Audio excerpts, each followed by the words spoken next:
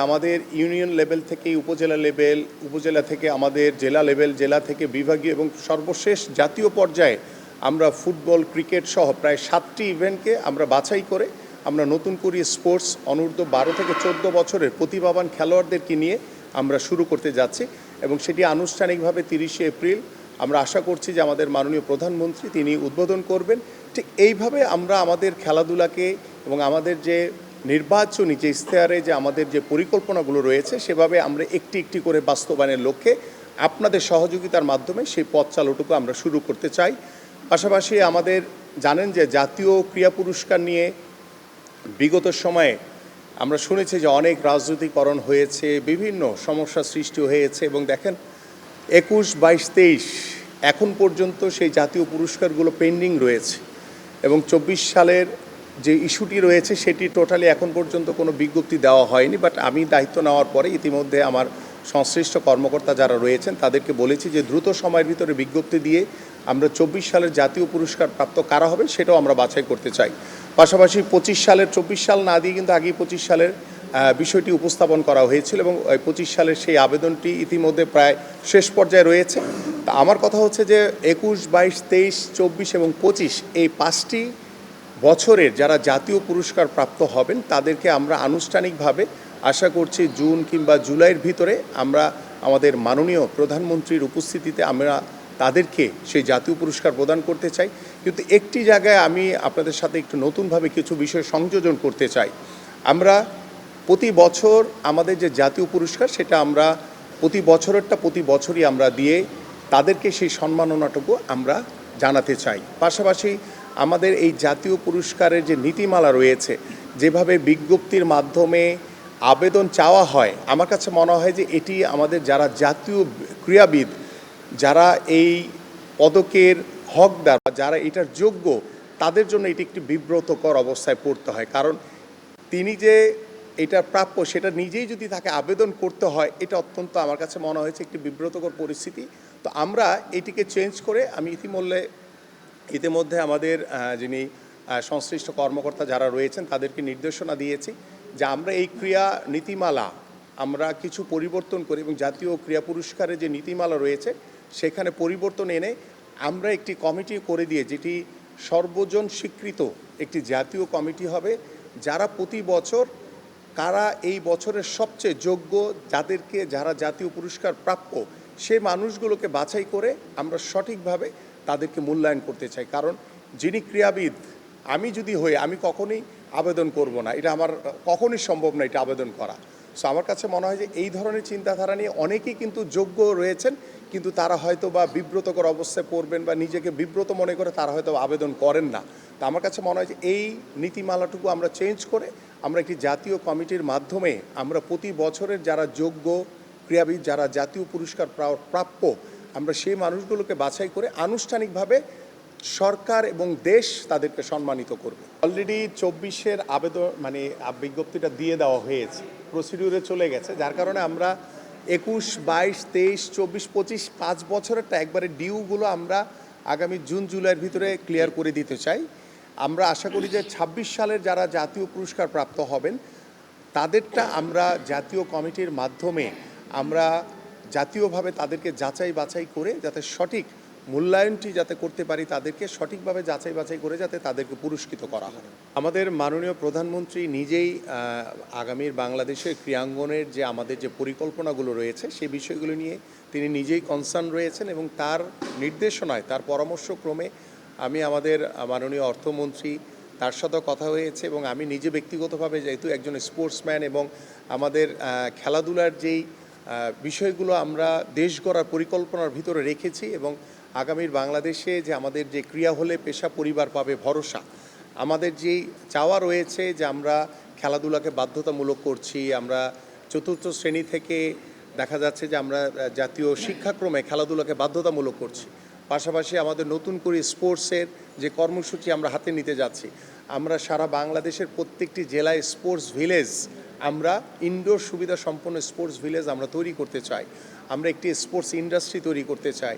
আমরা আমাদের এই 495টি উপজেলায় ক্রীড়া অফিসার নিয়োগের মাধ্যমে আমরা প্রত্যেকটি বিষয়ভিত্তিক যে আমরা যে খেলাধুলাকে চতুর্থ শ্রেণী থেকে বাধ্যতামূলক করছি, সেখানে বিষয়ভিত্তিক আমরা প্রত্যেকটি বিষয়ভিত্তিকে 3 জন করে ক্রীড়া শিক্ষক আমরা নিয়োগ দিতে যাচ্ছি। সো এইটি একটি বৃহৎ একটি পরিকল্পনা। সো আমরা চেষ্টা করছি, যেহেতু আমরা মাত্র দায়িত্ব নিয়েছি, আমরা আস্তে আস্তে করে প্রত্যেকটি পরিকল্পনায় আমরা পর্যায়ক্রমে ইনশাআল্লাহ বাস্তবায়ন করব, এবং সেই তুলনায় আমাদের অর্থমন্ত্রী এবং আমাদের মাননীয় প্রধানমন্ত্রীর কাছে আমাদের যে প্রত্যাশা, সেই বাজেটের বিষয়টি তাদের নলেজও রয়েছে। তো ইনশাআল্লাহ আশা করি যে আগামীর বাজেটে আমাদের এই কার্যক্রমগুলো বাস্তবায়ন করার জন্য আমরা আপনাদের সহযোগিতার মাধ্যমে, আমাদের মাননীয় প্রধানমন্ত্রী অত্যন্ত একজন খেলাধুলা বান্ধব, ক্রীড়া বান্ধব একজন মানুষ, এবং আমাদের অর্থমন্ত্রী মহোদয়ের সাথেও আমার কথা হয়েছে। আমরা আশা করি যে আমরা ভালো কিছু অর্জন করতে পারবো ইনশাআল্লাহ। আমি আসলে দায়িত্ব নেওয়ার পরে শুধু কাজ করছি যে কিভাবে আমাদের যে নির্বাচনী যে ইশতেহারগুলো রয়েছে, দেশ গড়ার যে পরিকল্পনা রয়েছে, আমি এখন সেই কাজগুলোতেই ফোকাস করতে চাই। বিগত সময় কী আছে, কি হয়েছে, সেটা আলোচনা করার মনে আরও অনেক সময় আমি পাবো। সেটা পরবর্তীতে আসলে ছোট ছোট করে খতিয়ে দেখব যে কোথায় কী সমস্যা, সেটা পরবর্তীতে গিয়ে আমরা সেটা নিয়ে হয়তোবা আলোচনা করতে পারি, সেটা নিয়ে আমরা হয়তোবা সমাধানের দিকে যাব। বাট এখন আমার ফোকাস হচ্ছে আমার যেই লক্ষ্য রয়েছে, যে প্রত্যাশা রয়েছে আমাদের প্রতি সাধারণ মানুষের, সেই প্রত্যাশাগুলো পূরণ করা। আপনারা সবাই জানেন যে আসলে আমাদের 51টি ফেডারেশন রয়েছে। সেই 51টি ফেডারেশনের ভিতরে আমরা হয়তোবা কিছু রিচ ফেডারেশন রয়েছে, কিছু খুব জরাজীর্ণ অবস্থায় রয়েছে, আবার কিছু রয়েছে একদমই খুব বাজে অবস্থা। সো আমি কিন্তু প্রথমেই আপনাদের সাথে যখন মিটিং করেছি, তারপরে আমরা ফেডারেশনগুলোর সাথে মিটিং করেছি, পরে আমরা বাংলাদেশের যে ব্যাংকগুলোর যে প্রতিষ্ঠান রয়েছে তাদের সাথে কথা বলেছি, এবং ইতিমধ্যে বাংলাদেশ ব্যাংকের সাথেও আমি কিছু বিষয় নিয়ে কথা বলছি যে আমাদের ব্যাংকগুলোকে কিভাবে বিভিন্ন ফেডারেশনের দায়িত্ব দিয়ে তাদেরকে স্বাবলম্বী করা যায় কিভাবে। সেই ক্ষেত্রে আমার কাছে মনে হয় যে ছোট ছোট যে ফেডারেশনগুলো রয়েছে, যেখানে তাদের আর্থিক দৈন্যতার একটি বিষয় রয়েছে, আর্থিক অসচ্ছলতার একটি বিষয় রয়েছে, এবং খেলোয়াড়দের সাথে দেখা যায় যে আমাদের যে সংগঠক রয়েছে তাদেরও একটু সমন্বয়হীনতা রয়েছে, এই বিষয়গুলো আমরা একটি একটি করে হাত দিচ্ছি। সো আমার মনে হয় যে আপনারা আমাকে একটু সময় দেন, আমরা আস্তে আস্তে করে যেই সকল সমস্যাগুলো রয়েছে, বিশেষ করে আমি চাই যে আমাদের ফেডারেশনগুলোকে স্বাবলম্বী করা। কারণ ফেডারেশনগুলো যদি আর্থিকভাবে সচ্ছল হয়, তাহলে তারা অনেক প্রোগ্রাম বা অনেক খেলাধুলাতে তারা আরও অনেক বেশি আগ্রহ প্রকাশ করবে। এবং আমরা যেহেতু সারা বছর একটি বাৎসরিক একটি ক্যালেন্ডার করতে যাচ্ছি, সেই বাৎসরিক ক্যালেন্ডারের ভিতরে আমাদের প্রত্যেকটি ফেডারেশনের ইভেন্ট থাকবে, এবং সেটা জবাবদিহিতার ভিতরে এনে আমরা সেই কার্যক্রমগুলো আমরা সুন্দরভাবে শেষ করতে চাই।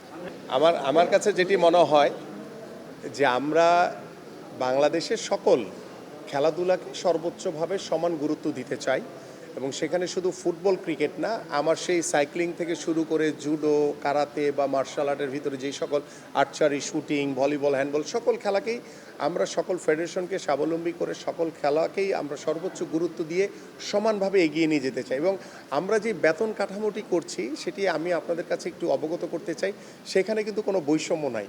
আমি একজন ক্রিকেটারকে বা একজন ফুটবলারকে যেই বেতনের কাঠামোর ভিতরে আনবো, আমি কিন্তু সেই সাইক্লিংয়ের বা আমার যে জুডো বা যারা ন্যাশনাল টিমকে রিপ্রেজেন্ট করছে আর্চারির কিংবা শুটিংয়ের, তাদেরকেও কিন্তু একই বেতন কাঠামোর ভিতরে আনছি। সো এখানে কিন্তু ইকুয়ালিটি আমরা রাখছি।